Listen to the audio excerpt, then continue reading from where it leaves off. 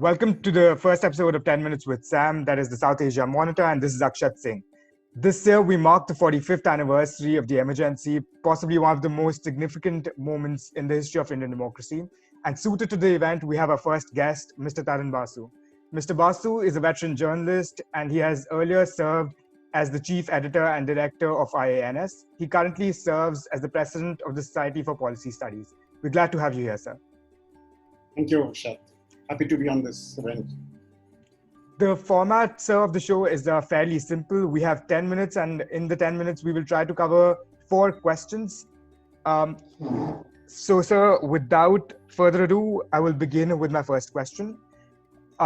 Sir, we know the technicalities of the emergency, and we know a lot about what happened over there, mainly from our textbooks. Can you give us a little context as to what really went down on ground? We all have to remember, and especially today's people and today's generation, the emergency was possibly the darkest chapter in the history of Indian democracy. When on the night of June 25, 26, Mrs. Gandhi, who was then Prime Minister for 9 years, issued a proclamation which was signed by a rubber stamp president, imposing a state of emergency on the country on the pretext that the security of the country was being threatened by internal disturbances. She had invoked Article 352 of the Constitution to do this. So in that way, it was perfectly legal. You have to remember, Mrs. Gandhi was till a year or two before that at the height, zenith of her power. In 71, she had won this huge military victory over Pakistan. She was hailed as a Durga by even opposition leaders. She was called the Empress of India by The Economist. But as happens in many such instances in history, when somebody is at the peak, there also comes a combination of circumstances which conspire to pull that person down from that peak. And then the results of the war, the oil shock, drought, civic unrest, and a combination of circumstances created a situation where there were protests all over the country, student-led protests over the country, and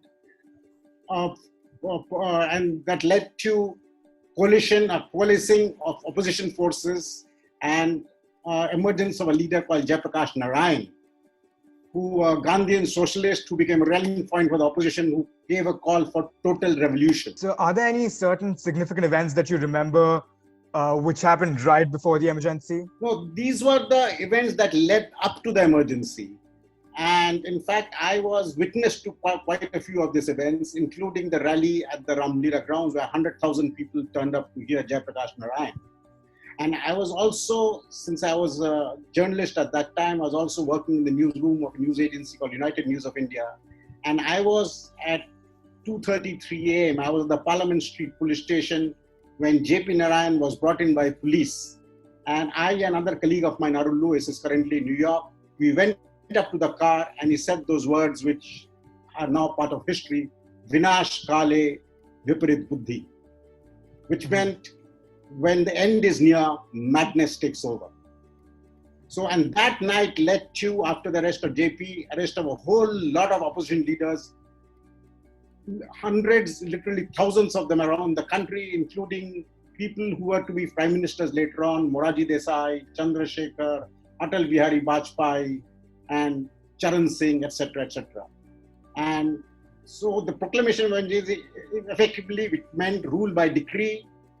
The elections were suspended, opposition leader jailed, civil liberties curtailed, press was censored, and so it was a different India overnight that emerged after that proclamation.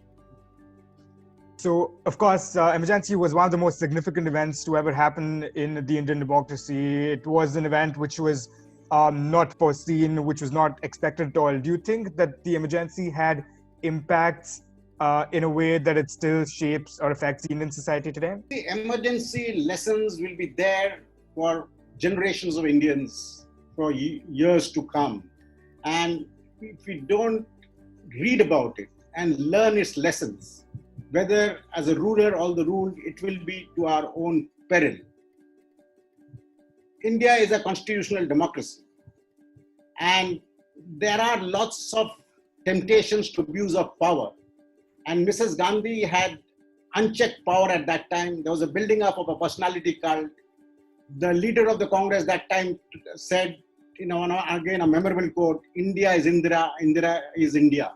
So that was the kind of setting, and there is always the temptation for any ruler to, at the instigation of his aides and coteries and courtiers, to accumulate power and also to crack down on dissent. There's always that temptation is always there. Mm-hmm. And so the lessons are all there for anybody to see. And not just, I would say, several governments since then have tried to imbibe some aspect, trait or other of the emergency, but there have been enough checks and balances in this country to put a lid on any such inclination. My next question is there any possibility that a situation like emergency can now arise? In situation, an emergency as such cannot be proclaimed as it was by Mrs. Gandhi because of this constitutional amendment which was brought about by the government of Morarji Desai in 1978, the 44th Amendment, by which this clause of internal disturbances has been removed. So you can now impose an emergency only because of armed insurrection or a threat to or external aggression. So the internal disturbances clause has been removed. So that on the basis of internal disturbances, which definition which can be stretched to, apply to so many things, cannot be used by a prime minister or a president today to impose the kind of emergency which Mrs. Gandhi did. But there are cracks in the law, and there is always judiciary which tends to, go along with the government of the day and not play the role expected of it. When there are attempts to crack down on dissent, there are, even today you hear of human rights activists, civil libertarians, and anybody who opposes the government being put to jail under the National Security Act. It's not only being done by this government, it has been done by past governments as well. So, but, if these things are not checked in time, if these tendencies are not checked in time, it can really do a lot of harm to the spirit of democracy in India.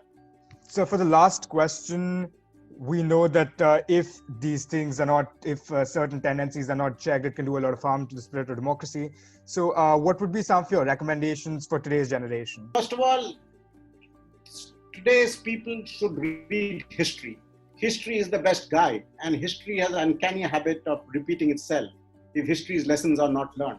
So people somehow gloss over history and say, that happened decades ago, how does it apply to us? It does, and it can, and history does repeat itself. So people must read history, people must compare what happened at that time, people now, and learn to put things in context. So I'm even asking, my relatives and friends who are much younger than even people like you, even in school, to know what happened on that day. It was just not a date in history. It was something that changed India for 21 months. And although emergency was revoked and then general elections were held, but Mrs. Gandhi, who revoked the emergency and had general election, had other ideas. It was only the people of India who, and their wisdom, innate wisdom, who, when they asked to choose between freedom and bread, chose freedom and gave a thumbs down to the dictatorial tendencies of a leader at that time. That is the biggest takeaway from the emergency. That was very helpful. This brings us to the end of 10 minutes. We were very, very glad to have you here, sir, and we'll hope to see you very soon. Thank you. Akshat.